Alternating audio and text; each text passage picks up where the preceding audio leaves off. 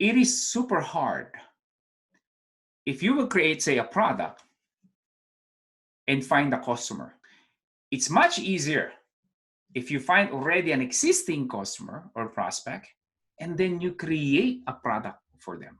Does it make sense, guys? Or you want me to elaborate it? Can you type in sa ating chat box? Am I making sense? Yung iba may mga lumapit din sa akin dyan, and ito nga yung sinasabi ko sa inyo meron na silang product. Nag-join sila sa IBMC because the issue is they cannot sell their product. Sabi ko, okay, I understand that. That is the challenge for many. Kaya rin maraming negosyo na babankrupt because of the same mindset. Because ang focus nila, this is my product, okay, kanino ko siya ibibenta? Instead of look around, what do people want to buy, and then create a product and then sell it to them. Kaya hard work alone is not enough because you could possibly work hard on your product. And for us now, we give advice like this one, whether coaching, video course, audiobook, ebook, we give advice.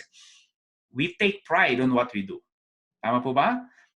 That is why minsan na-offend ka pag may nagbabash because it is a product. You get offended, right? Because you work hard on this, you pray for this, you've invested time in here and energy in here, you made sacrifices. But even if you did all those things, it doesn't mean that you will get rewarded.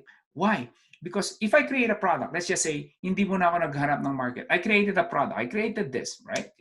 Gusto ko nitong product, gawa ko. Without asking around. That is a selfish thing to do. Why? Because nung ginagawa mo yung product, ang iniisip mo lang sarili mo. If you market, research, you go reach out there, be part of Facebook, isang nasa isip mo. Market. Sila ang nasa isip mo. So when you create a product, you come up with that product, well, guess what? The probability they're gonna sell is really high. Kaya nga, di ba? One of the first steps sa ating pong training sa Module 1 is what? Market research. Ano yung pain, problem, challenges, frustration ng market mo? And from those research, dun ka na makapag-outline ng product mo. And then you improve it as you go along. And then as you start selling it, then people will start to talk about other stuff. May ma-uncover ka na problem nila. And so on and so forth. Wait, before you go, do not forget to click that red subscribe button below. Appreciate it. Thank you for watching.